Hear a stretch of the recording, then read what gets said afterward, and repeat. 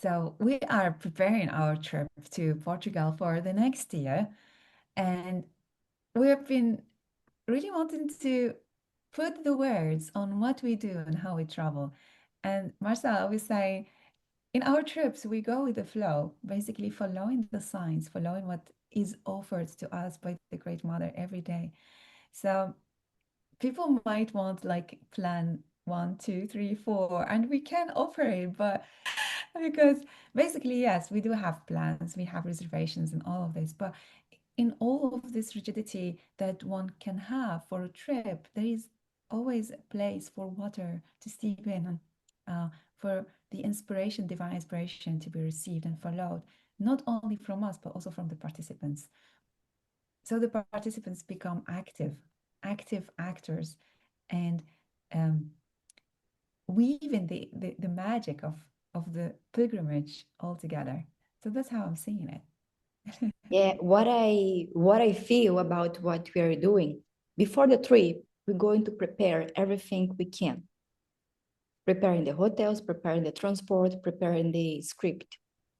But the main thing, it's the purpose. It's why we are doing. And everybody that is coming, in some ways, it's follow the same guidance. They are looking for to activate something, and Yeah, it's related to the femininity. And yeah, so we're going to follow this guidance to helping everyone to be able to get what they feel and what they need. And it's all related to the primordial goddess, primordial yeah, mother. This is the main thing about the place we're going. Yes, this is important, but we needed to be open to channel what it's the reason and what we needed to do more than just follow the script. yes. What's really different about our trips also is not that we are just visiting a place and staying in it and doing initiations and activations, which is great. Some people do that. But for us, the Great Mother is present in everything, including in the landscape. And so with Louisa, well, I love traveling with her because she wrote this book about the double goddess of Portugal and other books. And she's a priestess in her country and introducing the ancient cults of the Great Mother and the Goddess again to the locals and beyond. So this connection of what we separated before, right? Spirituality, physicality, disappears when we talk about the primordial goddess. There is no spiritual and material, right? She is the matter. She is mother matter. So I feel in our trips, we are really bringing that principle again of union. She is everything. She is summer and winter. She is the sun and the moon. She is the sky and the earth. She is us. She is man. She is every single thing. And through the landscape, she teaches us again her primordial values and laws. And so it's an educative pilgrimage. Mhm. It's not about opening the crown or focusing on the base chakra or the sacral chakra. It's everything. It's kind of like that's why I think, when we travel, it is this where it's like it's intense, but it's intense in the sense that it's really transformative. It feels like you entered a new, I don't know, new dimension, new area, new reality. I don't know how they call it, but there's something about rewiring, like re equilibration, I don't know I could say it, but Balance. yeah, it's kind of like reinitiate, like you restart from principles and values that are more true to your heart and more true to your essence. And so that you live in harmony with the primordial goddess mother in all her aspects. And so you walk, I don't know if I put the word more peaceful within, but in harmony. Harmony is a very important word. In harmony, even if there are ups and lows, you learn how to live in a different way, more aligned to her. For this, we pick the places that it's already known for thousands of years of being places of power. Of course, the goddess, it's in everywhere, Yeah, but there are specific places with a specific energy that it's known by powerful places. It's because in this place, it's like the cosmic and also the earth, it's alignment and things happen there. yeah. Yeah, And talking about the megaliths and also these power places that Luisa also introduces in her teachings, um, the landscape of the goddess, yeah, and how we can see her and find her, places where we can also open, mhm, these moments of openness. These places offer an openness um, uh, beyond the usual life, work. Uh, This is what we are offering, I think, through our trips. It's important to say we are offering a space where you can transform. We are offering a womb um, to alchemize what you were before so that a new golden egg of you, I'm wearing yellow today. um, yeah, a new egg of you emerges with full potentiality, with many possibilities, not just for you, but for others. And that's one thing that I observe from people who travel with us is that after the trip, there are many ideas emerging to be of service to the community. So that's what is really generosity and abundance is that when you open yourself to the Great Mother, fullness, fullness and fullness, you become her, you become her agent. She becomes you. And wherever you walk, wherever you go, you will become her ambassador in a way. So you will see her principles starting to diffuse through you. And that's really beautiful continuation of the trip. the connection with the group is also very important because Yeah. the goddess also talking to other people to you. And I also believe the power of the group. Mm-hmm. We can go to this place by ourselves, of course, but when you go to this place with the type of group we're going to have and people that it's not just know what they're doing, but they are open to channel, they're open to hear and to follow this guidance. This Yeah. magic can be even more powerful.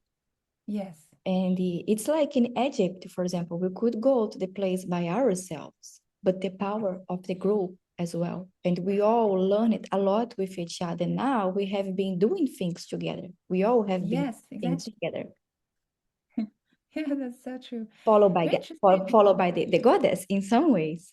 Yes, very interesting what you're bringing. The group. Um, so what is coming about the group as well is, you know, part of the things that we lost through time is the ability to live in a community with all the emotional uh, turmoil and also traumas that everyone carries. And in some trips, it's more difficult than others. Um, so in sometimes we have to go through the trouble to learn more about ourselves and what is really important for us. So having that emotional mastery could be great when we are alone, but it is also um, something to test when we are in a trip with other people. And so, how do we deal with the difficulties? Um, doesn't mean that the trip will be difficult, but it's a space also where we experiment and we test what we are becoming. What is it that we like? What is it that we don't like? What is it that I thought I love and now I don't love? And one thing also I love in the groups we work with, most of them are already practitioners or therapists or are in the field for many years. So, they know how to go through some things and, to receive information and everything. So that makes also the evolution quicker. Mhm. Uh, Now going through the all these kind of things that can come and, you know, hit us or um, show us what has been hidden within us, we go through that little more I would say quickly, but also with grace. That's the word that I would bring in. So yeah, traveling with groups is kind of brings a really lot of things, um, including the collaborations. And you talked about, you know, the projects that we've been doing. So yeah, I don't know what to say more about this trip other than its openness to everything. Yeah. Be open and just go with the flow. Mm-hmm. And about the group as well, for me, when you travel to these sacred places, to these powerful places, we have been also activating our codes. Yeah, And I also believe in some codes, it's important to have type of people that can also helping us to unlock parts mhm, of us and of these codes as well. And I feel that all the time I do these types of work, I feel that everybody that's coming is not by accident. yeah, Everybody come for a reason, and the group are together for a reason. yeah, I think it's important to do with that specific group. We never really know what it's happened yeah, behind what we can see and what we can feel. yeah. There is so much happen and we cannot see. That's so true. And very interesting because one of the languages of the primordial mother is stories. Yeah, so stories, myths.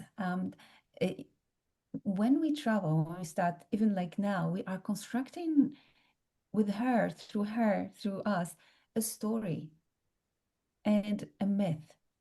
And we start seeing symbols as well. And the stories of people joining become part of that. Mhm. So I can give a lot of examples, but anyway, you will see the magic because it's not something that it, it's something that is worked. It's as if like you are baking something, but you are working it at the same time. And so that's really magical when you see it. It's you see, yeah, that's what you see the magic behind. Like when you, Huh? as if the great mother um, shows you the kitchen and shows you how she creates things. And that's what happens in these trips.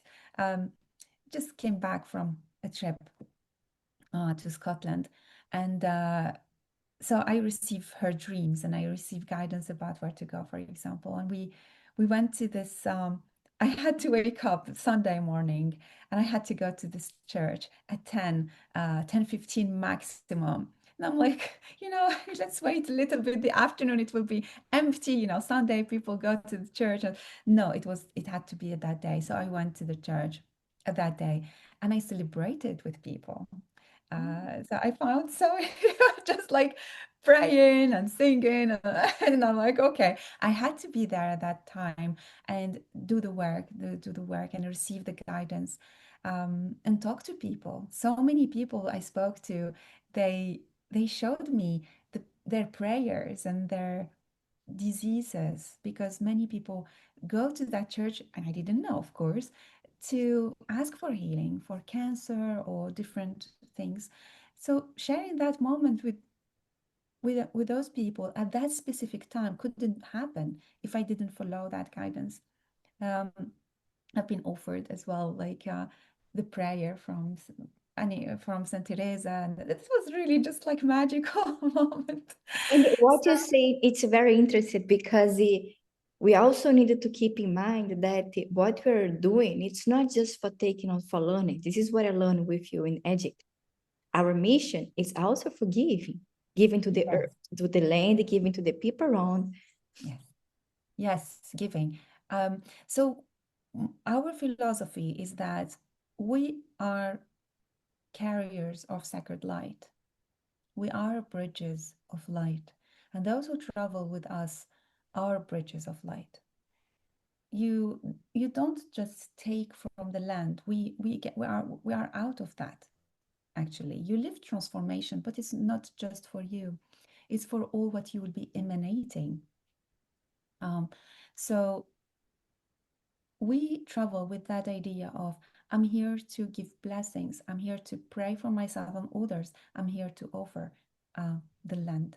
And what we offer to the land could be as simple as prayer, sacred waters, etc., etc. It doesn't have to be complicated. The key is really simplicity. You know, sometimes, when I go to some places, I don't have anything to offer. Even the lady, that was selling some things at the church, for example, I wanted to offer. I had euros. Can you imagine? I was in Scotland and not having pounds. I was having euros, and like, that's all. And I'm like, can you take it? Just, and she's like, no, no, no, you will need it. And I'm like, just take my money, And she's like, no, no, no, no, just keep it. Take this and take it. And I was just like, it was beautiful. I ended up having someone else paying for some of the things that I really wanted to pay for, but anyway, offering, receiving, it's as if like the more you want to offer, the more you will receive, basically. This is really one of the principles of the primordial goddess. And all of this we learned by traveling. So yeah, hopefully this will give you a glimpse of our philosophy when we travel, and give you also the maybe a sign that this is the trip for you to join in Portugal next year.